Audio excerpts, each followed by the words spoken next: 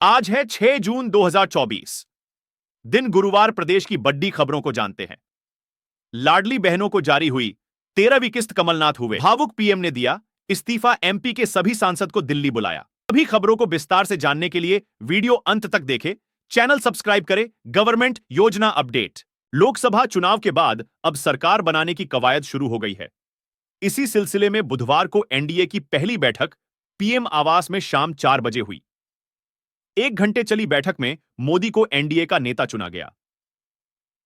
इस बीच पीएम मोदी के इस्तीफे और कैबिनेट को भंग करने की सिफारिश के बाद राष्ट्रपति द्रौपदी मुर्मू ने लोकसभा को भंग कर दिया।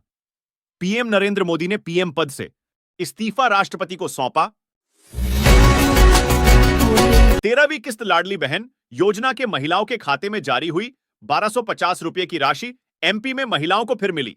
खुशखबरी 5 जून को इस बार फिर जारी हुई राशि 10 तारीख के पहले मिली। महिलाओं को राशि मोहन यादव बोले, समय से पहले महिलाओं को सम्मान मिल रहा।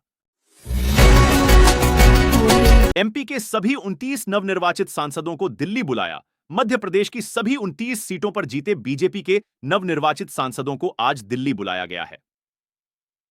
सभी 29 सांसद आज शाम को दिल्ली पहुंच जाएंगे।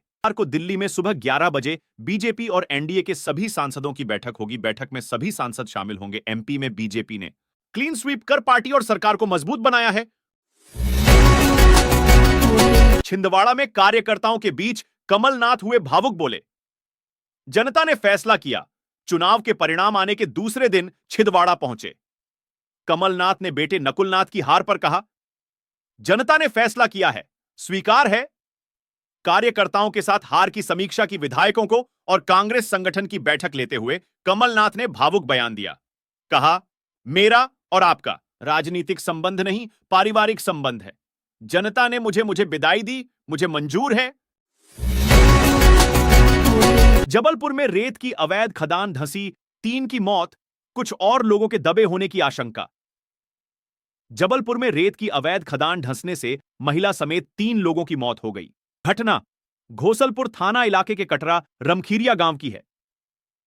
यहां मजदूर बरनू नदी के किनारे खदान से रेत निकाल रहे थे, तभी यह हादसा हो गया। केंद्र में शिवराज मंत्री पद के लिए रहेंगे फिट। वही अब खाली होने वाली बुधनी विधानसभा सीट से 7 दावेदार, इनमें पूर्व सांसद भी शिवराज बुधनी से विधायक भी हैं। अब उनके सांसद चुने जाने के बाद बुधनी सीट पर उपचुनाव होगा। ऐसे में इस सीट से कौन चुनाव लड़ेंगे, जिसको लेकर कई प्रत्याशी सामने आ रहे हैं। इंदौर की ऑयल मिल में लगी आग धमाकों की आवाज से घरों के कांच फूटे। मंगलवार देर रात ऑयल मिल में आग लग गई। आग ने भीषण रूप ले लिया। लपटें काफी दूर से दिखाई देने लगीं। 6 फायर ब्रिगेड ने कड़ी मशक्कत के बाद बुधवार सुबह तक आग पर काबू पाया। तब तक दोनों फ्लैट में रखा गृहस्थी का सामान जलकर खाक हो गया। फिलहाल आग लगने का कारण स्पष्ट नहीं हुआ।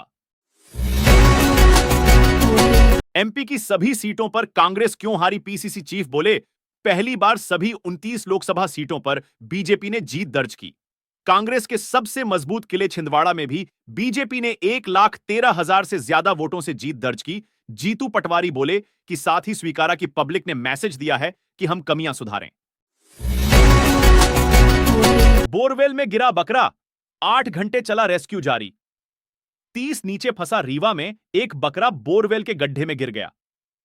उसे बचाने के लिए 8 घंटे तक रेस्क्यू ऑपरेशन चलाया गया।